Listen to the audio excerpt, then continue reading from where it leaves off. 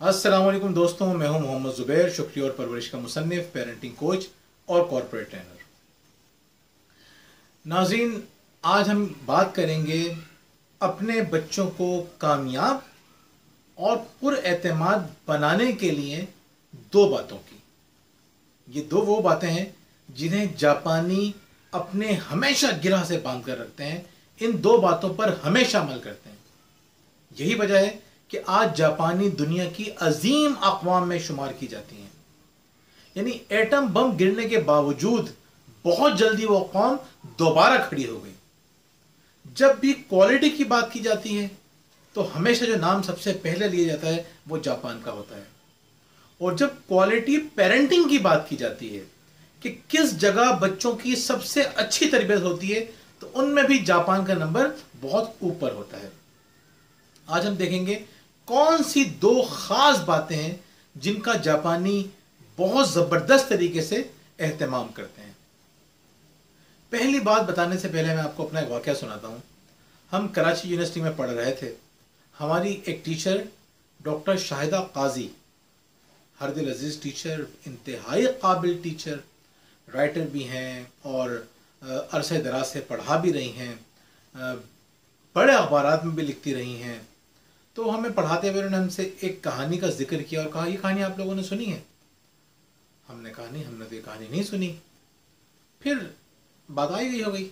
एक मरतबा फिर उन्होंने कहानी का जिक्र किया कि ये कहानी आप लोगों ने सुनी है? हमने वो भी नहीं सुनी थी। फिर उन्होंने दो और कहानियों के बारे में पूछा कि ये कहानी आपने सुनी हुई है? पूरी क्लास में किसी ने वो कहानियां नहीं सुनी हुई थी। तो वो कहने लगी कि बेटा, आप लोगों ने अगर कहानियां ही नहीं सुनी, कहानियां ही नहीं पढ़ी, तो आप सही गलत की तमीज़ कैसे करेंगे? इन्हीं कहानियों के ज़रिए तो लोगों को बताया जाता है, बच्चों को बताया जाता है, बड़ों को बताया जाता है कि दुरुस्त क्या है और गलत क्या है। आपने अगर कहानियां ही नहीं सुनी तो आप दुरुस्त और गलत में तफरीक कैसे कर सकेंगे? नाज़रीन, जापानी अपने बच्चों को कहानियां सुनाते हैं। कहानियों की बहुत ज़्यादा अहमियत है हमारी ज़िंदगी के अंदर। एक मरतबा हमारे दोस्त थे, एक निजी चैनल में मेरे साथ काम कर रहे थे, तो वो बताने लगे कि एक प्रोग्राम आया करता था जिसमें माहिर नफ्सियात को बुलाया करते थे और वो लोगों की उलझनों का जवाब दिया करते थे। तो मेरा दोस्त मुसद्दिक वो कहता है कि मैंने ये कहा एक माहिर नफ्सियात से कि जो मेरा बच्चा है वो कुत्तों से बहुत डरता है, बताएं मैं ऐसा क्या करूं कि उसके दिल से कुत्तों का खौफ खत्म हो जाए। तो वो जो डॉक्टर थे वो कहने लगे कि आप ऐसा किया करें कि जब भी आप सोने के लिए लेटें, अपने बच्चों को कुत्तों की कहानी सुनाया करें, लेकिन वो कहानियां ऐसी ना हो जिससे बच्चे में खौफ पैदा हो। आप वो कहानियां सुनाएं जिससे बच्चे में कुत्तों से मोहब्बत पैदा हो। आप खुद कहानियां बनाएं जिसमें अपने बेटे को हीरो बना दें, जो बच्चा जो कुत्तों के साथ खेल रहा है, उनके पीछे भाग रहा है। उन्होंने ये करना शुरू कर दिया। वो कह रहे हैं मैंने रेगुलर तकरीबन 1.5-2 हफ्ते तक मुस्तकिल मैं सिर्फ कुत्तों की कहानियां सुनाता था। हम कुत्तों के बारे में बात करते। कुछ दिन बाद इत्तेफाक से मैं दोस्त के घर पे गया, तो मैं अंदर जाके ड्राइंग रूम में बैठ गया। उसका जो दोस्त का बेटा है वो लॉन में था, तो मेरा बेटा लॉन में रुक गया। मैं दोस्त से जब गुफ्तगू करके मिल के जब बाहर आया तो मैं हैरान रह गया कि मेरा बेटा दोस्त के घर में 2 कुत्ते थे, उनके साथ खूब खेल रहा था। मुझे इसलिए हैरत हुई क्योंकि मेरा बेटा कुत्तों से बहुत डरा करता था।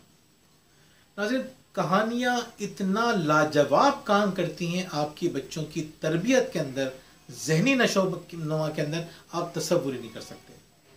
आप सोते वक्त बच्चा बहुत पुरसुकून हालत में होता है। इस पर हम बात करेंगे कि किस वक्त में बच्चे को नसीहत करनी चाहिए और उस वक्त में करना ही फायदेमंद क्यों है, जिनमें से एक वक्त सोते वक्त का है। जैसे जैसे इंसान पुरसुकून हालत में जा रहा होता है, आप जैसे जैसे गुनूदगी में जा रहे होते हैं, जहन आपका पुरसुकून होना शुरू हो जाता है।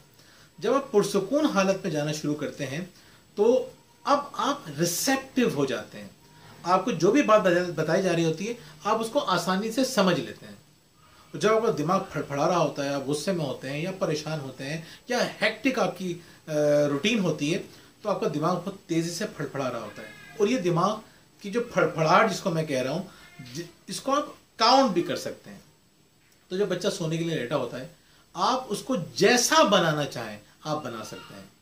بچے کو آپ بتا سکتے ہیں, اچھائیاں سکھا سکتے ہیں, اس کو وہ واقعات یاد دلا سکتے ہیں. مثال کے طور پہ کوئی بچہ بہت ہی بدتمیز ہے تو آپ سونے سے پہلے اس کو وہ باتیں بتا سکتے ہیں, وہ واقعات یاد دلا سکتے ہیں جس میں اس نے بہت اچھا برتاؤ کیا. آپ ان لوگوں کی مثالیں اس انداز سے دے سکتے ہیں کہ بچے کو یہ محسوس نہ ہو کہ آپ کمپیئر کر رہے ہیں. آپ اس کو ان نون لوگوں کی کہانیاں سنا سکتے ہیں, کچھ نون لوگوں کی بھی کہانیاں سنا سکتے ہیں, کچھ بڑے لوگوں کی بھی کہانیاں سنا سکتے ہیں کہ وہ کتنا اپنے پر کنٹرول رکھتے تھے اور کتنے اچھے طرح لوگوں سے بیہیو کرتے تھے. بچہ آپ کا کسی چیز سے ڈرتا ہو, بچہ آپ کا کوئی نیگیٹو عادتوں کا شکار ہو, کوئی بھی خوبی اس کے اندر پیدا کرنا چاہتے ہیں تو اس کا زبردست انتہائی مؤثر طریقہ وہ ایک کہانی ہے. طارق اسماعیل صاحب سے ایک دفعہ ملاقات ہوئی. وہ ذوالفقار علی بھٹو کے رشتہ دار تھے. ہم ایک دفعہ ایک ڈاکومنٹری بنا رہے تھے تو ہم ان کا انٹرویو کرنے کے لیے گئے. وہ کہتے ہیں کہ ذوالفقار علی بھٹو جب بھی آیا کرتے تھے خاندان کے سارے بچوں کو بٹھایا کرتے تھے اور ان کو کہانیاں سنایا کرتے تھے, لیکن وہ بھوت پریت کی کہانیاں نہیں ہوتی تھیں, وہ دنیا کے بڑے لوگوں کی دلچسپ کہانیاں ہوتی تھیں. ان کی ان کہانیوں نے ہم سب بچے جو اب جوان ہو چکے ہیں یا زیادہ عمر تک پہنچ چکے ہیں, ان کہانیوں نے ہماری زندگی میں بڑا زبردست کردار ادا کیا. ناظرین, کہانیاں ہماری زندگی میں بہت اہم کردار ادا کرتی ہیں اور جاپانی بھی یہی کرتے ہیں. جاپانی اپنی تاریخ بتا رہے ہوتے ہیں, اپنی فتوحات بتا رہے ہوتے ہیں بچوں کو. فیسٹیولز ہوتے ہیں, ان فیسٹیول میں ان کی ہسٹری ریفلیکٹ ہو رہی ہوتی ہے اور وہ کہانیاں سنا رہے ہوتے ہیں, اپنی تاریخی کہانیاں بچوں کو.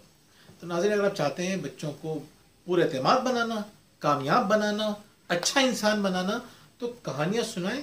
کہانیوں کی سلیکشن آپ کی اچھی ہونی چاہیے. دوسری بات جو آپ کو جاپانیوں سے سیکھنی ہے وہ یہ ہے کہ جاپانی رولز کو فالو کرتے ہیں, رولز بناتے ہیں پھر اسے فالو کرتے ہیں.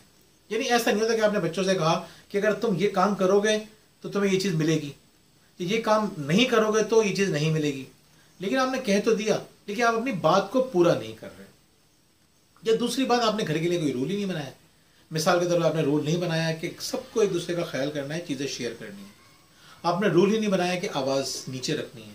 آپ نے رول ہی نہیں بنایا کہ اگر موبائل یوز کرنا ہے تو اتنی دیر سے زیادہ یوز نہیں کرنا, اور ٹی وی دیکھنا ہے تو اتنی دیر سے زیادہ ٹی وی نہیں دیکھنا. آپ نے رولز ہی نہیں بنائے. جاپانی اگر رولز بناتے ہیں تو اس کو فالو ضرور کرتے ہیں. مثال کے طور پہ ہم نے بچوں کے لیے رول یہ بنایا کہ جیسے میرے 3 بچے ہیں, میں انشاءاللہ ان کی ویڈیوز آپ سے شیئر کروں گا, ان کے ساتھ مل کے بھی جلدی ہی ویڈیوز بناؤں گا. تو ہم نے کیا کیا, رول بنایا کہ جب بھی بچوں کو چیز دلائی جائے گی بچے ایک دوسرے سے چیزیں شیئر کریں گے اور لڑیں گے نہیں. ایک مرتبہ بچوں کو ہم نے چیزیں دلائیں, گھر میں بچے جب آ کے بیٹھے کھانے کے لیے تو ان میں لڑائی ہونی شروع ہو گئی. یہ میری چیز ہے, میں نے اپنی چیز دی تھی, تم نے اپنی چیز نہیں دی. اب ان میں جب لڑائی شروع ہوئی اور چھوٹی بیٹی جیسے رونے لگی, میں آیا, یہ بڑی عجیب و غریب سے آپ کو بات لگے گی, میں آیا اور بچوں کی میں ساری چیزیں کھا گیا. اب بچے حیران ہو کر میری شکل دیکھ رہے ہیں. تو میں نے کو بتایا کہ دیکھو, ہم نے آپ کو یہ بات بتائی تھی کہ جب آپ بیٹھیں گے کوئی چیز آپ کو دی جائے گی, اگر لڑیں گے تو وہ چیز آپ کی ضبط کر لی جائے گی یا ہم لے لیں گے. تو میں نے وہی کیا. اس واقعے کو 3 سے 4 سال ہو چکے ہیں تقریباً. اس کے بعد بچے جب بھی ان کو کوئی چیز دی جاتی ہے تو وہ شیئر کرتے ہیں, آپس میں لڑتے نہیں. ہم نے رول بنایا کہ گھر میں کھلونے پھیلے نہیں رہیں گے. اگر کہیں کھلونے پھیلے ہوئے ہوں گے تو وہ اٹھا کے یا تو ماسی کو دے دی جائیں گے یا باہر پھینک دی جائیں گے.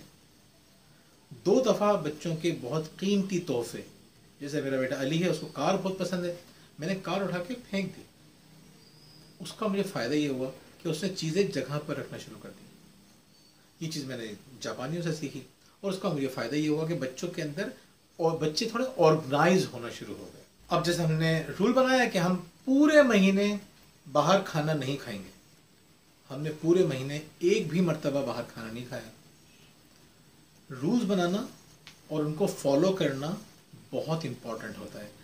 اس طرح سے سمجھ لیجیے آپ, جب کوئی ادارہ کوئی وعدہ کرتا ہے, کوئی رول بناتا ہے, اس کو فالو نہیں کیا جاتا تو اس ادارے کی کریڈیبلٹی, اعتماد کم ہونا شروع ہو جاتا ہے. یعنی رول بنانے کا مطلب یہ, آپ نے بچوں سے کہا کہ اگر آپ ایسا کریں گے تو ایسا ہوگا, اور آپ نے ایسا نہیں کیا تو اس کا نقصان کیا ہوگا؟ اس کا نقصان یہ ہوگا بچے سوچیں گے ہمارے ماں باپ صرف کہتے ہیں, کرتے ورتے کچھ نہیں ہے. آپ نے وہ ایک جذباتی کہانی سنی ہوگی نا, بڑی جذباتی کہانی, کہ بچے سے اس کا باپ پوچھتا ہے کہ بتاؤ تمہاری کہ جو دوسری ماں ہے وہ اس میں اور جو تمہاری ماں جو تھی پہلے جو مر گئی ان دونوں میں فرق کیا ہے؟ تو بچے نے کہا کہ جو پہلے والی ماں تھی نا میری وہ جھوٹ بہت بولتی تھی، یہ جھوٹ نہیں بولتی۔ تو باپ نے حیران ہو کے پوچھا اور بڑا خوش بھی ہوا کہ چلو کوئی اچھی بات پتہ چل رہی ہے۔ تو اس نے کہا کیا مطلب ہے اس بات کا؟ تو بچے نے کہا پہلے ماں جب کہتی تھی نا تو اگر بات نہیں مانے گا، تو پڑھے گا نہیں، تو اپنا کام صحیح طرح سے نہیں کرے گا تو تجھے کھانا نہیں ملے گا، لیکن جب کھانے کا وقت آتا تھا وہ کھانا دے دیا کرتی تھی۔ لیکن یہ جو ماں ہے یہ جب کہتی ہے نا میں کھانا نہیں دوں گی تو پھر کھانا نہیں دیتی، میں بھوکا رہتا ہوں۔ وہ جھوٹی تھی، یہ سچی ہے۔ بظاہر بڑی ایموشنل کہانی ہے، لیکن اس طرح سے بچوں کو جب یہ احساس ہو جاتا ہے کہ ہمارے ماں باپ جھوٹے ہیں، جو کہتے ہیں وہ کرتے نہیں ہیں، یہ چیز آپ کی کریڈیبلٹی خراب کرتی ہے، بچے کی تربیت کے لیے بہت نقصان دہ۔